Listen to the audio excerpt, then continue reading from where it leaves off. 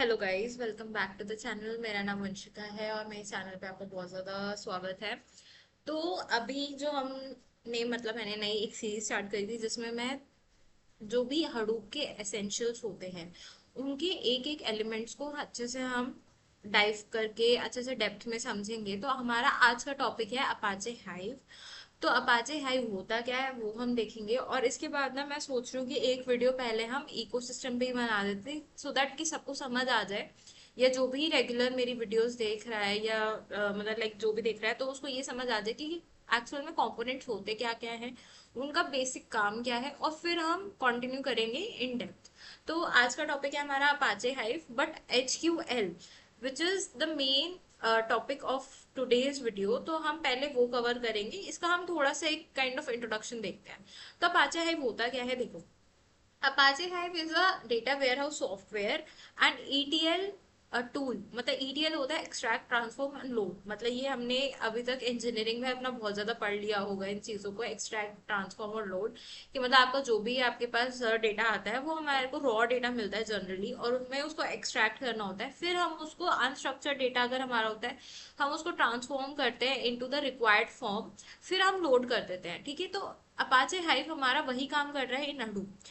और ये एक एसक्यूएल लाइक इंटरफेस हमें प्रोवाइड करता है सो दैट हम क्वेरी कर सके इसमें। जैसे हम एसक्यूएल में हम क्वेरीज लिखते हैं, सिमिलर कॉन्सेप्ट इसका हाइव में भी रहता है कि आप एचक्यूएल का यूज करके, which is hive query language, इसका यूज करके हम हडूप में क्वेरी कर सकते हैं। ठीक है, तो इसके सबसे पहले हम फीचर्स देखते हैं। एचक्यूएल लाइक इंटरफेस होता है, डेटा वेयरहाउसिंग के हमारे काम आता है, पार्टिशनिंग एंड बकेटिंग के काम आता है।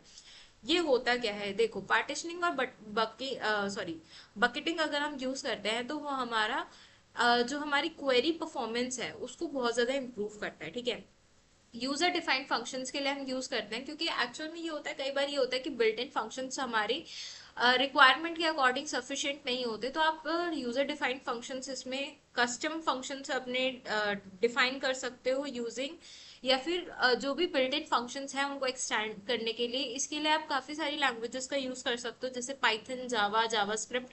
ये सारी लैंग्वेजेस का यूज करके हम यूजर डिफाइंड फंक्शंस को डिफाइन कर सकते हैं। फिर मल्टीपल फॉर्मेट सपोर्ट रहता है इसमें, कि मतलब जो हाइव है हमारा वो काफी सारे फॉर्मेट्स को सपोर्ट करता है। मेटा डेटा स्टोरेज के काम में आता है, ये ऑप्टिमाइजेशन के भी काम में आता है। ठीक है, अब components of hive which is very important from your exam point of view, कि अगर आप लिखना चाहो तो सो दैट कि आप अगर इसको हाईलाइट कर दोगे तो आपका आंसर और ज्यादा सुंदर लाइक अट्रैक्टिव लगेगा to the examiner of course. ठीक है, तो इसमें सबसे पहले आता है हमारा एच कैटलॉग। एच कैटलॉग क्या होता है कि मैनेजमेंट और स्टोरेज लेयर है ये, काइंड ऑफ, जो कि हमारा मतलब हाइव को इंटरैक्ट करने के लिए या इंटीग्रेट करने के काम में आते हैं। जिप जो पिग और हमारा मैप रिड्यूस लेयर होती है, ठीक है, इनके साथ हम इन चीजों को इंटीग्रेट कर सकते हैं। ये एक ऐसी लेयर होती है जहाँ पे आप इंटीग्रेशन परफॉर्म कर सकते हो। पिक के बारे में आगे पढ़ेंगे, वो हमारा एनालाइजिंग के लिए काम में आता है। मैप रिड्यूस हमने पिछली वीडियो में देखा था कि किस लिए काम में आता है, कि आप जब आपके पास बहुत ज्यादा डेटा होता है तो उसको और प्रोसेसिंग के लिए हम यूज करते हैं। ठीक है, फिर है हमारे पास वेब एच कैट। तो ये हमारा क्या होता है, जो वेब एच कैट होता है हमारा, ये हम यूज करते हैं फॉर HTTP इंटरफेस, जिसमें हम अपने इस इंटरफेस को यूज करते हैं to run Hive Pig and MapReduce task and manage Hive meta data. Meta data वो होता है कि डेटा अबाउट डेटा। ठीक है, अगर किसी को नहीं पता है तो। बाकी मॉडल जो मोड्स ऑफ एआई होते हैं या हाइव होते हैं हमारे, वो एक तो लोकल मोड रहता है और एक हमारा मैप रिड्यूस मोड रहता है। अब इसमें क्या डिफरेंस है कि जो लोकल मोड होता है उसमें हम स्मॉल डेटा सेट्स को यूज करते हैं ऑन अ सिंगल मशीन। ठीक है, ध्यान से सुनना, small data sets on single machine. और वहीं पे मैप रिड्यूस मोड में हम क्या करते हैं, लार्ज डेटा सेट्स का यूज करते हैं अक्रॉस मल्टीपल नोड्स। ठीक है, बहुत ज्यादा नोड्स में हम मल्टीपल नोड्स में हम काफी ज्यादा बड़ा डेटा यूज करते हैं। यहाँ पे इसके एडवांटेजेस और डिसएडवांटेजेस लिखे हुए हैं जो आप पढ़ सकते हो। ठीक है, इसको वीडियो को पॉज करके आप प्लीज पढ़ो। बाकी इसके बाद हम HQL के बारे में बात करते हैं, which is the main topic of this video. So guys, एक चीज और मैं क्लियर कर दूं, जो पहले अभी तक हम अपाचे हाइव के बारे में पढ़ रहे थे that was not my original content, वो मैंने गीक्स फॉर गीक्स की वेबसाइट से उठाया था, तो वो उसका जो टॉपिक का नाम था that was Apache Hive, and this website is known as like Medium. तो आप गूगल पे जाके आपको बहुत इजीली ये मिल जाएगा, मीडियम.com। तो यहाँ से आप एचक्यूएल के बारे में पढ़ सकते हो, क्योंकि इसका कंटेंट मेरे को ज्यादा रिलेटेबल लगा, जो कि मेरे को वीडियो में डालना है। ठीक है, तो एचक्यूएल के बारे में अभी तक मैं तब बोल रही हूँ, एचक्यूएल एचक्यूएल एचक्यूएल होता क्या है। एचक्यूएल हमारा होता है Hive query language, which is like जो हाइव और एसक्यूएल का हमारा मिक्सचर काइंड ऑफ आप समझ सकते हो, which is to use in our Hadoop distributed file system. ठीक है, तो सबसे पहले इसका क्या रहता है, एक एचक्यूएल लाइक सिंटेक्स रहता है प्रॉपर, जैसे एचक्यूएल में सिंटेक्स रहता है वैसा ही सिमिलर सिंटेक्स यहाँ पे रहता है। देन जो लैंग्वेजेस वहाँ पे हमारा एसक्यूएल सपोर्ट करता है, सिमिलरली हमारा एचक्यूएल भी सेम लैंग्वेजेस सपोर्ट करता है। जैसे अगर मैं बात करूँ यहाँ पे डेटा डेफिनेशन लैंग्वेज की, डेटा डेफिनेशन लैंग्वेज में हम क्या होता है, जैसे अगर आपको कोई स्टेटमेंट डिफाइन करना है या मैनेज करना है अपने डेटाबेस को, बहुत सिंपल कॉन्सेप्ट्स के लिए, ठीक है, हम डेटा डेफिनेशन लैंग्वेज में जो हमारा सिंटेक्स रहता है वो देखते हैं। तो अब इसको आपको पेपर में कैसे लिखना है, एक मैं बात बताती हूँ, देखो एचक्यूएल का आपका जो क्वेश्चन आएगा उसमें सबसे पहले ही इसको डिफाइन कर देना। ठीक है, मतलब डिफाइन मीन्स हेडिंग लिख देना, फिर यहाँ पे ये डिफाइन करके और देन एग्जाम्पल देना है इसका कि आप क्या क्या ऑपरेशन उसमें कर सकते हो। तो create table as a command of our data definition language, तो ये हम यहाँ पे ऐसे डिफाइन करके लिख सकते हैं। सिमिलरली सेकेंड है हमारे पास डेटा मैनिपुलेशन लैंग्वेज।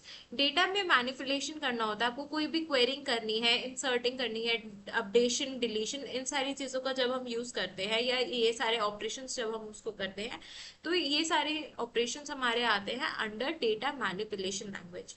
तो डेटा मैनिपुलेशन के लिए हम क्या क्या फंक्शंस यूज करते हैं, क्या कैसे करते हैं, सिमिलर वे में आपको ये भी लिखना है। Okay, then fourth point is our data loading and insertion.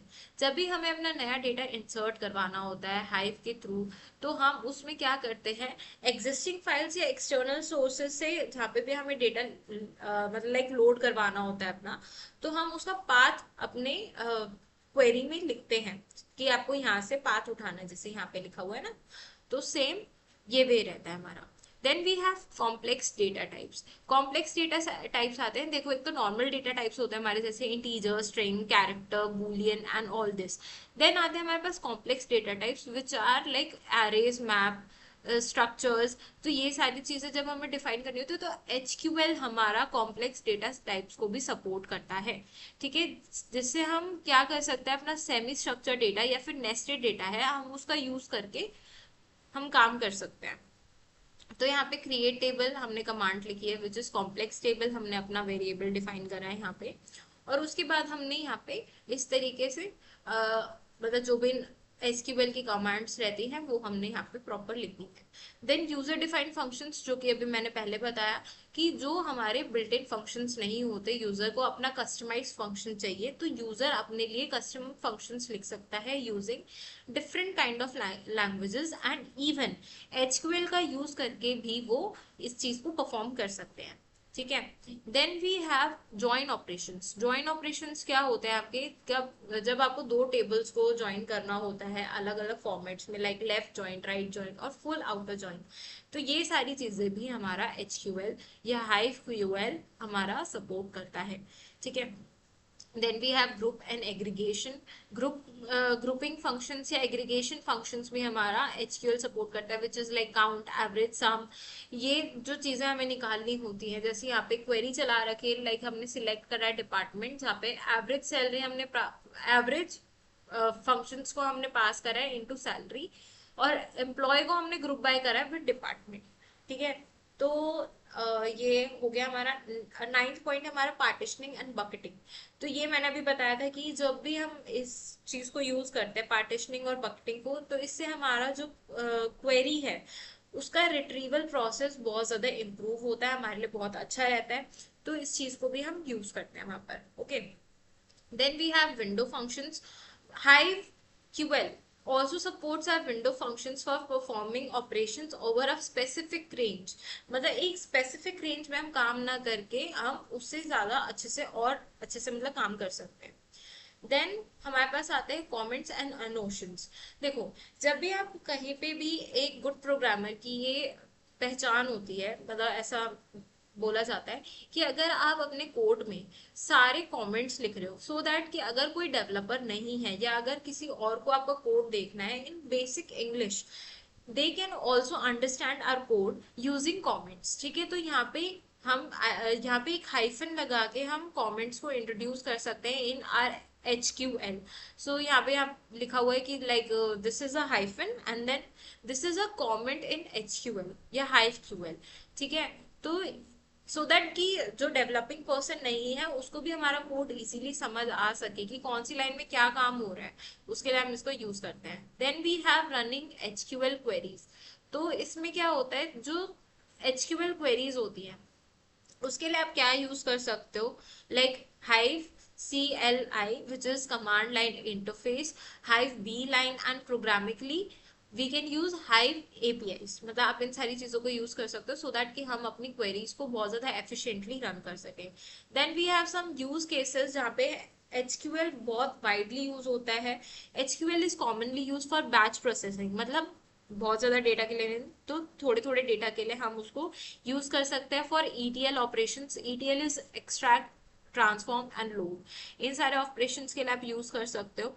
और समरी में लास्ट में है कि ये हमारे हडूप के लिए ही यूज होता है, जनरली इसको वैसे यूज नहीं करते हैं। ठीक है, जो यूजर्स SQL से फेमिलियर होते हैं उनके लिए भी सीखना इसको बहुत आसान है, क्योंकि सिमिलर सा ही बहुत ज्यादा फेमिलियर सिंटेक्स रहता है। ठीक है, एंड गाइस इस वीडियो में इतना ही। अगर आपको वीडियो अच्छा लगा हो तो लाइक शेयर सब्सक्राइब करना मेरे चैनल को, और अपडेट्स के लिए चैनल को सब्सक्राइब कर लेना, क्योंकि मैं वीडियोस डालती रहती हूँ। ठीक है, and just thanks for watching guys, thank you.